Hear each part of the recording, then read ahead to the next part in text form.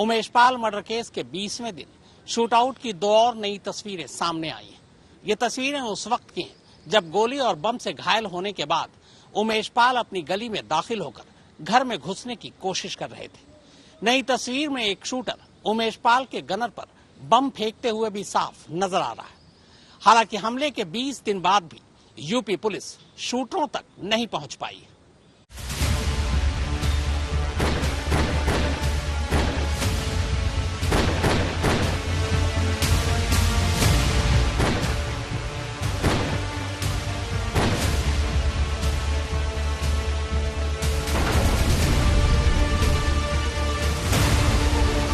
ये Umesh Pal murder case से जुड़े वो 2 सीसीटीवी फुटेज हैं जो इस वारदात के पूरे 20 दिन बाद सामने आए।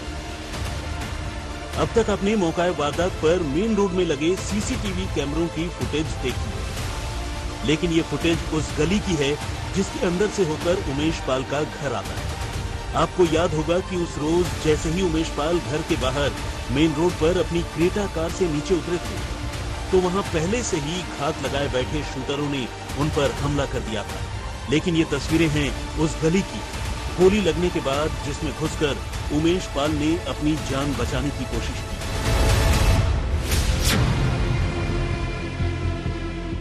सैंतीस सेकंड के इस सीसीटीवी फुटेज में देखिए कि कैसे गोली लगने के बाद उमेश पाल लड़खड़ाते हुए दीवार के सहारे अपने घर की तरफ बढ़ने की कोशिश कर रहे हैं। लेकिन तभी पीछे से हाफ जैकेट पहने एक शूटर बिल्कुल उनके करीब आ जाता है। ये वही शूटर है जो क्रेटा कार की ड्राइविंग सीट से नीचे उतरा था और जिसे गैंगस्टर अतीक अहमद का बेटा असद बताया जा रहा है। ये शूटर बिल्कुल करीब से उमेश के सिर और गले में गोली मारने की कोशिश करता है, लेकिन पहले ही शूटरों की गोली का शिकार बन चुके उमेश जख्मी होने के बावजूद हिम्मत नहीं हारते और वो शूटर से भिड़ जाते हैं। इस हमले में उमेश को कुछ एक और गोलियां लगती हैं, मगर इसके बावजूद वो पड़ोस के एक घर में घुसने में कामयाब हो जाते हैं। हालांकि तब तक उनकी हालत काफी बिगड़ चुकी थी और उस घर के अंदर घुसते ही उमेश बिल्कुल उसकी दहलीज पर ही गिर जाते हैं।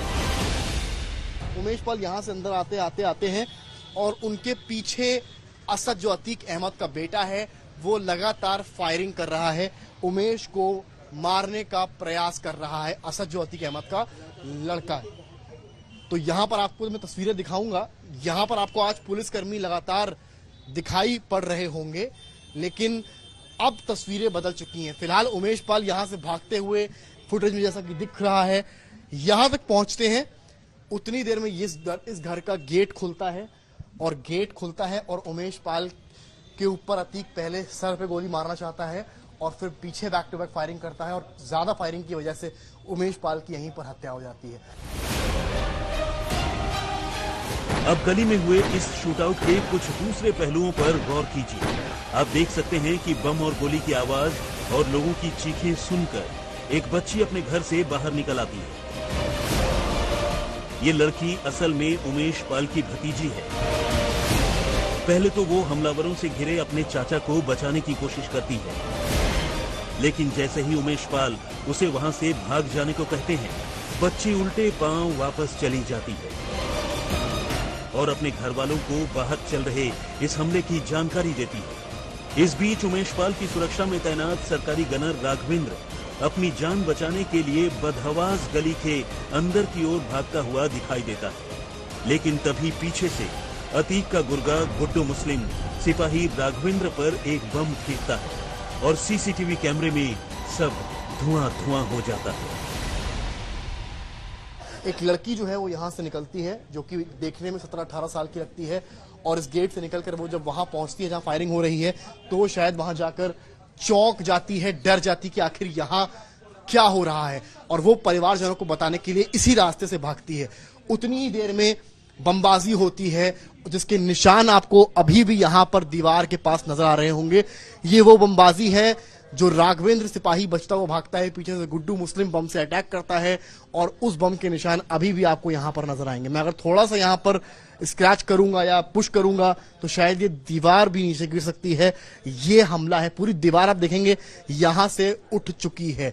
तो इस तरह से ये मामला यहां पर आपको मैं दिखा रहा हूं कि किस तरह से यहां पर चीजें हैं। और इसको मैं फिर से अगर दिखाऊं, ठीक इस रास्ते से राघवेंद्र सिपाही जो है फुटेज के आखिरी क्षण में जो दिखाई पड़ रहा है, भागता हुआ आ रहा है और यहीं पर उसके कंधे पर बम से अटैक हो रहा है और यहां पर बम लगता है। सीसीटीवी की ये तस्वीरें और इनका एक एक फ्रेम दहलाने वाला है। इस फुटेज में 24 फरवरी की शाम को उमेश पाल पर हुए हमले की ऐसी तस्वीरें कैद जिन्हें देखकर किसी का भी गला सूख सकता है। शूटर जब किसी की जान लेने पर आते हैं तो उनकी मानसिकता क्या होती है, कैसे वो अपने शिकार को टारगेट करते हैं और कैसे इस कोशिश में वो किसी भी हद से आगे निकल जाते हैं, ये तस्वीरें उसकी गवाह हैं।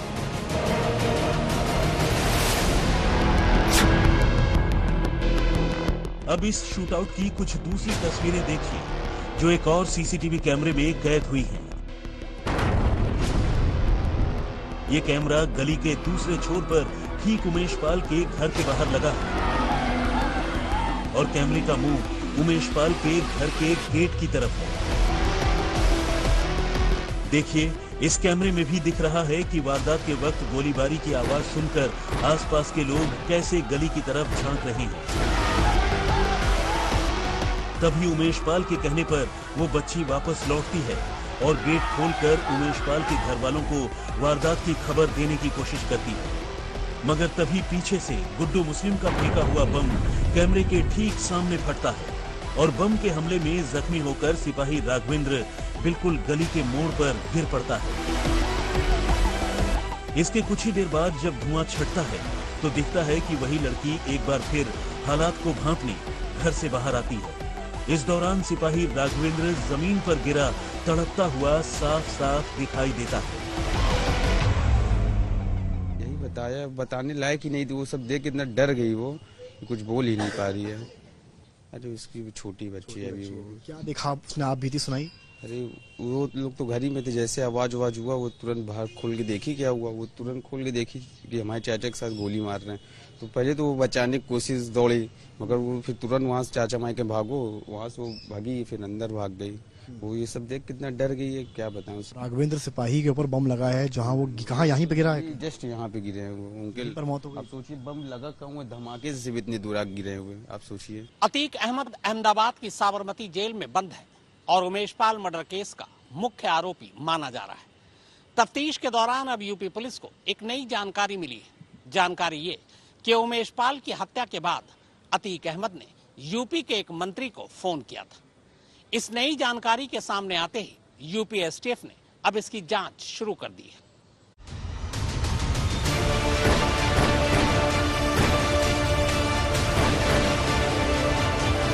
यूपी पुलिस के हाथ प्रयागराज में उमेश पाल के हत्याकांड को अंजाम देने वाले शूटरों से बेशक अब भी खाली हो, लेकिन साबरमती जेल में बंद गैंगस्टर अतीक अहमद और बरेली जेल में बंद उसके भाई गैंगस्टर अशरफ के अब पुलिस के नाम से ही पसीने छूट रहे हैं। इस बीच पुलिस को पता चला है कि अतीक ने जेल में बैठे बैठे ही पिछले दिनों सूबे के एक प्रभावशाली राजनेता को फोन कर अपनी बात रखने की कोशिश की, लेकिन इसे पुलिस का खौफ कहिए या फिर कुछ और, उस नेता ने अतीक को कोई तवज्जो नहीं दी और उसका फोन काट दिया। पिछले कुछ दिनों के अंदर अतीक और अशरफ ने खुद को इस मामले में पाक साफ दिखाने की कोशिश करने के साथ साथ अदालत में अर्जी दाखिल कर बाकायदा खुद के एनकाउंटर का डर सताने की बात कही है।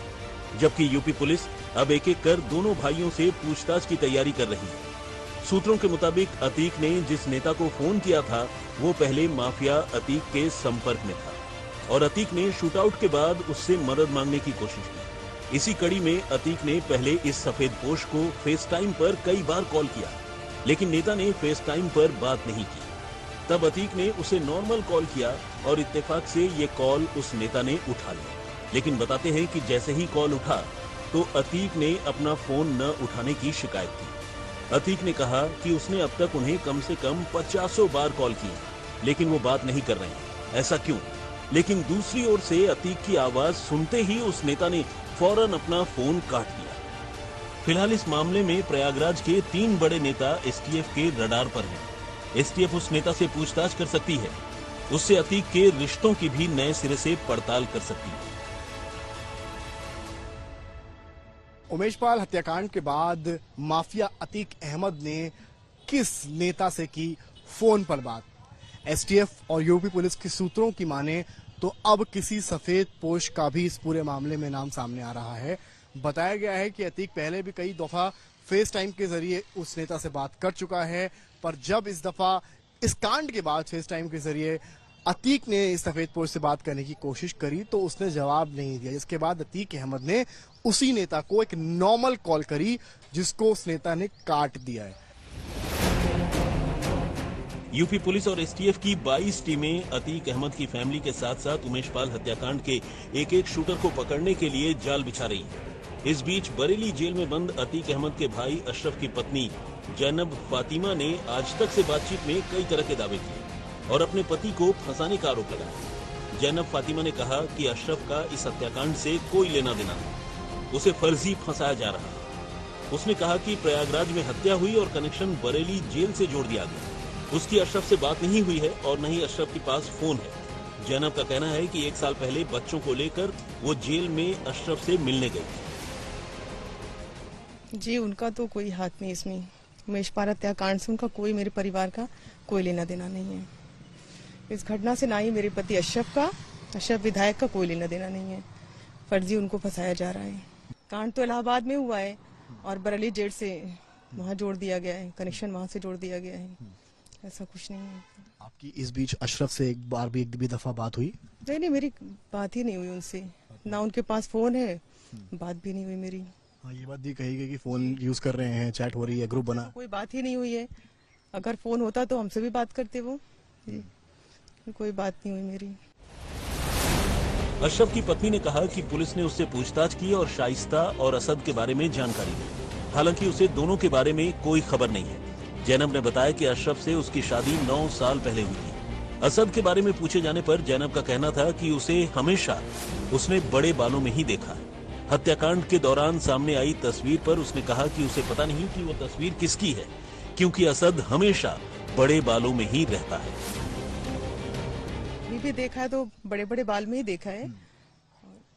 जब ये घटना के सीसीटीवी सामने आए तो एक फोटो सामने आई जिसमें असद शूटिंग करते हुए नजर आते हैं। नहीं, हमें नहीं समझ में आ रहा है। नहीं लगता? नहीं लगता, हमें तो बड़े बाल में ही असद देखा था हमने।